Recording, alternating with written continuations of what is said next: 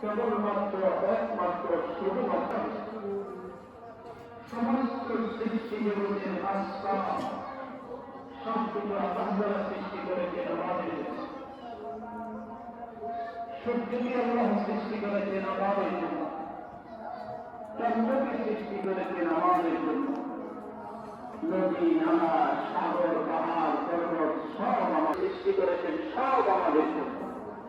আল্লাহ বলেন আসল বস্তুকে বাদ দিয়া নকল বস্তুর ভিতরে দৌড়াইছে, আমার আসল উদ্দেশ্যকে বাদ দিয়া।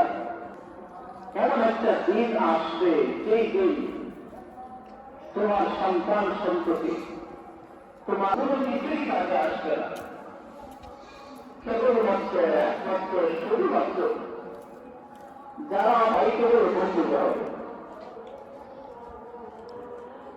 গরু ছাগল যারা মহিষ অন্যান্য যত জীবজন্তু আছে